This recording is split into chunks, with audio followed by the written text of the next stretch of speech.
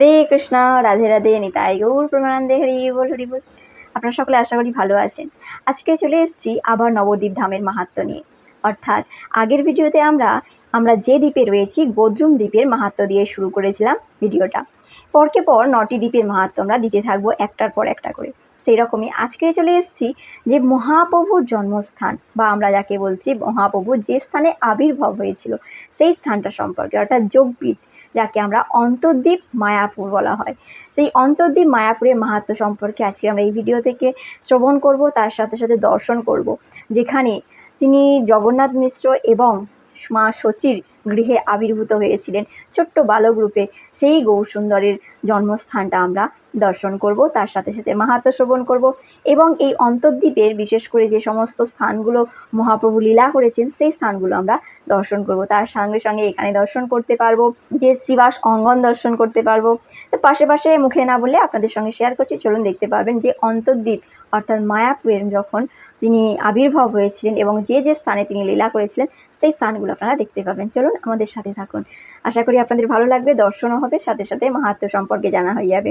কারণ next time যখন আপনারা আমাদের এই নবদ্বীপের ধামে আসবেন বা গৌরসুন্দরের ধামে আসবেন, তখন আপনারা যদি এই মাহাত্ম্যটা জানা থাকে তাহলে সেইগুলোকে অনুভব করতে পারবেন।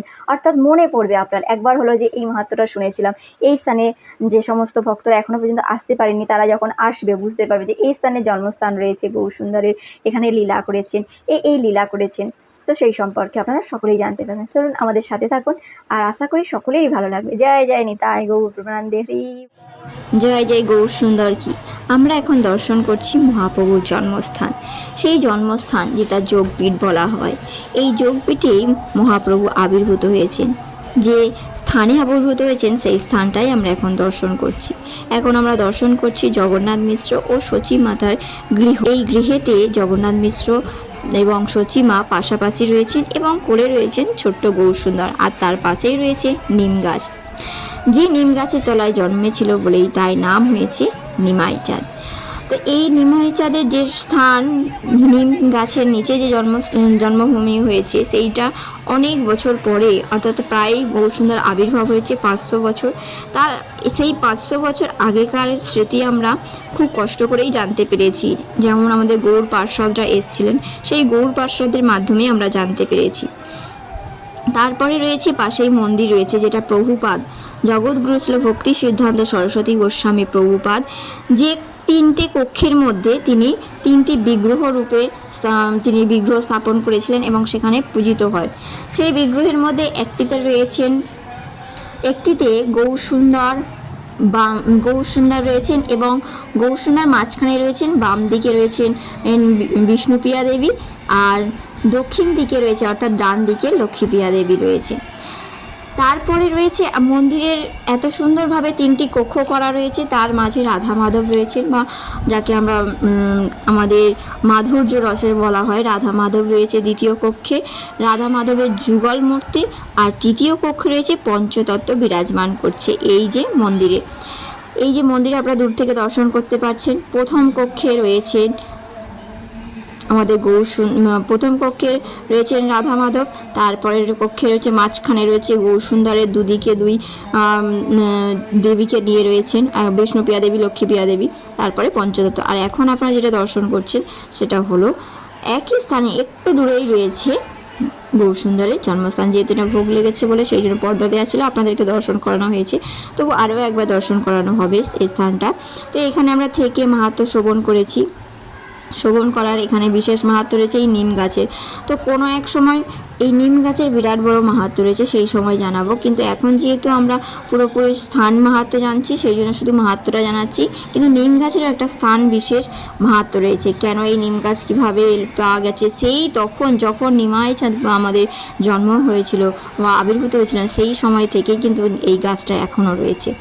তো সেই মাহাত্ম্য আমরা অন্য একদিন জানবো। তো চলুন এখন এই যে আমরা দর্শন করছি এখন গৌরসুন্দরের বা পঞ্চতত্ত্বে বা রাধা মাধবের যে মূল 3টি কক্ষের বিগ্রহ, সেটা এখন আরতি দর্শন হবে। ভোগ লেগেছিল তার এখন আমরা দর্শন করতে পারিনি, এখন আরতি দর্শন হচ্ছে। সকল ভক্তরা সেখানে প্রণাম করছেন, কেউ আরতি করছেন, কেউ কীর্তন করছেন, যে যার মধ্যে ভূমির ভাব প্রকাশ করে তেনারা আনন্দ করছেন। যেখানে নিম গাছের গোড়ার পিছনেই রয়েছে ক্ষেত্রপাল শিব রয়েছেন বা ভোলেনাথ বলা যায়। ক্ষেত্রপাল শিব তিনি এই ঈশান কোণেই রয়েছেন, এর ঠিক পিছনেই রয়েছে। এই মন্দিরেরই পাশে, এই স্থানের মন্দিরের পাশে রয়েছে গৌর গদাধরের মন্দির ও নৃসিংহদেবের কোলে রয়েছেন লক্ষ্মী দেবী রয়েছে। তো আপনারা দর্শন করলেন এই স্থানটা হলো যোগপীঠ, এটা মায়াপুরে অবস্থিত রয়েছে। আর এই যোগপীঠ বা মায়াপুর সম্পর্কে বা গৌরসুন্দরের জন্মস্থান সম্পর্কে আমরা জানতে পেরেছি ছিল ভক্তিবিনোদ ঠাকুর, জগৎগুরু ছিল ভক্তি সিদ্ধান্ত সরস্বতী গোস্বামী প্রভুপাদের পিতা সচিদানন্দ বিগ্রহ ভক্তিবিনোদ ঠাকুর এই স্থানটা তিনি উদ্ধার করেছিলেন, যে এটাই হলো গৌরসুন্দরের জন্মস্থান। কারণ অনেক দ্বিমত রয়েছে গৌরসুন্দরের জন্মস্থান নিয়ে, তো আমরা অবশেষে জানতে পারলাম এটাই হলো গৌরসুন্দরের জন্মস্থান। তা গৌরসুন্দরের এই জন্মস্থান থেকে আমরা ঠিক 400 হাত উত্তরের দিকে যাব, সেইখানে দেখতে পাবো যে শিবাস অঙ্গন। সেখানে গৌরসুন্দরের মহারাসস্থলী রয়েছে। এখানে গৌরসুন্দর যে পঞ্চতত্ত্ব সহ পূজিত হচ্ছেন। এখানে থেকে ঈশ্বর পরিপাদ থেকে তিনি দীক্ষা নেওয়ার পরে তিনি এখানে দীক্ষা গ্রহণ করার পর নবদ্বীপে ফিরে এসে এই শিবাস অঙ্গনে প্রতিদিন রাতের বেলা তিনি খট্টার উপরে বসে তিনি কী করতেন, নাম সংকীর্তন করতেই। পাশেই রয়েছে সেই খোল ভাঙার যে অংশটুকুও রয়েছে সেটা দেখতে পাবেন। তারপর ওখান থেকে আমরা চলে আসলাম অদ্বৈত ভবন। এই অদ্বৈত ভবনও রয়েছে প্রায় 10 ধনু, অর্থাৎ 1 ধনু সমান 4 হাত, কিছুটা দূরে কয়েকটা লক্ষ্য একই নজরে দেখা যায়। সেখানে গিয়ে আমরা দেখতে পেলাম অদ্বৈত ভবন। এই অদ্বৈত হলেন ভোলেনাথ, যিনি প্রতিদিন বহু ক্রন্দন করে শেষে জল তুলসীর দ্বারা গঙ্গা নদীর তীরে গিয়ে তিনি ভগবানকে আহ্বান করেছিলেন এই কলিযুগে আসার জন্য। তাই গৌরসুন্দর সেই আর্তনাদ শুনে তিনি পরবর্তীতে এই কলিযুগে এসছেন, গৌরসুন্দর রূপে আবির্ভূত হয়েছেন। তো এই অদ্বৈত ভবনটাকেই আমরা বলছি অদ্বৈত সভা বা অদ্বৈত টোল গৃহও বলা হয়। তো এখানে গেলে আপনি দেখতে পাবেন অদ্বৈতর বসে রয়েছেন মহাপ্রভুর কাছে। তো আপনাদের জন্য কিছু কিছু ভিডিও এবং কিছু কিছু ফটো আমরা সংগ্রহ করে রেখেছি, যেটা আপনারা এখন দর্শন করতে পারছেন। তো বাকি আমরা পরবর্তী এই স্থানগুলোর বিশেষ এক একটা করে ভিডিও বানাবো, যেগুলোতে শুধু মাহাত্ম্য থাকবে এক একটা স্থানের। যেহেতু আমরা ধাম পরিক্রমায় বেরিয়েছি, পুরো 9টা দ্বীপ আমাদেরকে মাহাত্ম্য সম্পর্কে জানতে হবে, সেই জন্য আমরা এক একটা স্থানগুলোর বিশেষ একটু মাহাত্ম্য জানিয়ে পুরো ধামটা সম্পর্কে আমরা জানাচ্ছি। তো চলুন এরপরে আমরা নেক্সট আরও একটি মাহাত্ম্য সম্পর্কে জানবো, যেটা এই অন্তর্দ্বীপ মায়াপুরের বিশেষ রূপে আমরা জানবো। ছিল জগৎগুরু ছিল ভক্তি সিদ্ধান্ত সরস্বতী গোস্বামী প্রভুপাদের সমাধি স্থান রয়েছে এবং সেখানে সেবিত বিগ্রহ রয়েছে রাধা মাধব এবং গৌরসুন্দর, গল মূর্তি রয়েছে আর গৌরসুন্দর রয়েছে।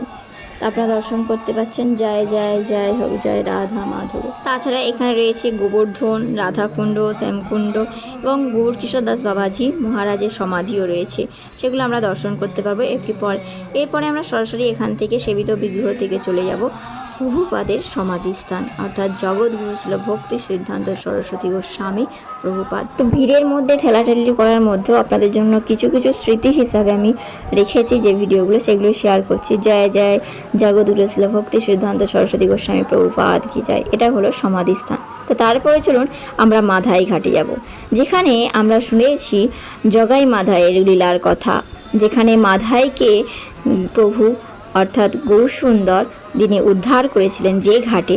আমরা এখন সেই ঘাটটা সম্পর্কে জানবো মাহাত্ম্য। এখানে মহারাজ নিজে যে মাহাত্ম্য বলছেন খুব সুন্দর করে, প্রায় আধা ঘন্টার উপরে আমরা এই স্থানে মাধাই ঘাটে বসেছিলাম। এখানে মাধাই ঘাট দর্শন করেছি, লীলা শ্রবণ করেছি। তো লীলা মাহাত্ম্যটা মহারাজ খুব সুন্দরভাবে অনেকটা সময় নিয়ে বলেছেন। তো আমি সেই মাহাত্ম্যটাকে ছোট করে আপনাদেরকে মেন সারাংশটা বলে দিচ্ছি, কারণ এখানে রয়েছে আরও অনেক মাহাত্ম্য রয়েছে, যার জন্য ভিডিওটা অনেকটা লং হয়ে যাবে। সেই জন্য মাধাই ঘাট সম্পর্কে আমরা দর্শন করলাম। পাশেই রয়েছে গঙ্গা।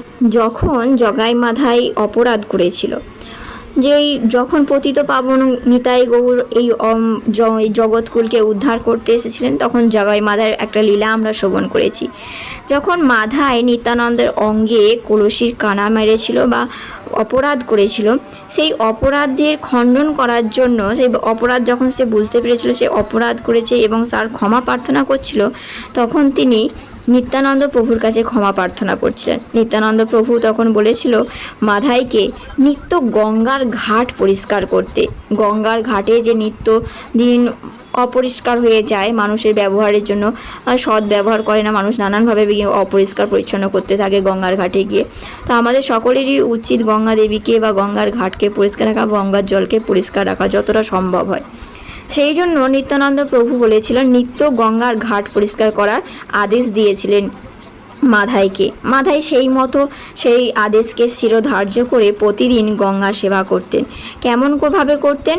গঙ্গায় গিয়ে তিনি গঙ্গার ঘাট পরিষ্কার করতেন এবং সেই গঙ্গার ঘাটে যতজন ব্যক্তি বা যে কজন ভক্ত আসতো, যেই আসুক না কেন গঙ্গায় স্নান করতে, তাদের কাছে হাত জড়ো করে ভিক্ষা প্রার্থনা করত এবং ঘাট পরিষ্কার করত নিত্যদিন।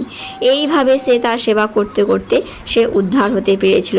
তো যেই স্থানে তপস্যা করেছিল সেই স্থানটা হলো এই স্থান। এখান থেকেই নিত্যানন্দ প্রভু হচ্ছে মাধাইকে বা জগাই মাধাইকে তিনি এখান থেকে উদ্ধার করেছিলেন। এই ঘাটের নাম হলো মাধাই ঘাটেই বলা হয়। এখন আমরা যে স্থানটা দর্শন করছি এটা হলো বলা হয় গৌরসুন্দরের মামার বাড়ি, যাকে বলা হয় মথুরা, যেটা বলা হয়েছিল বৃন্দাবন লীলার সময় মথুরা। কেন বলছি সেটা বুঝতে পারবেন। অর্থাৎ এটা হলো চাঁদ কাজী সমাধিস্থল। গৌরলীলাতে গৌরসুন্দর চাঁদ কাজীকে মাতুল বলেছিলেন। যেমন গৌরলীলা এই চাঁদ কাজী কৃষ্ণলীলায় ছিলেন কংস, সেই কংস মামাই গৌরলীলাতে হয়ে এসছেন চাঁদ কাজী, তাই গৌরসুন্দর মাতুল বলিয়া থাকে চাঁদ কাজীকে। গৌরসুন্দরের কীর্তন যখন আরম্ভ হতো, এই চাঁদ কাজী তখন মৃদঙ্গ ভাঙিয়া দিত বা ভেঙে দিয়ে আসতো সেই শিবাস অঙ্গনেতে। তারপর গৌরসুন্দরী এই চাঁদ কাজীকে উদ্ধার করে নিয়ে তিনি তার কাছে রেখেছিলেন। তারপর ভক্ত চাঁদ কাজী হয়ে গেছিলেন।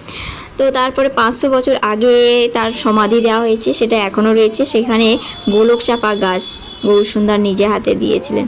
সেই গোলক চাপা গাছ এখনও বর্তমান রয়েছে, যদিও এখন সেটা ব্যারিকেড দেওয়া রয়েছে, কাউকে ঢুকতে দেয় না, প্রবেশ নিষিদ্ধ হয়ে গেছে।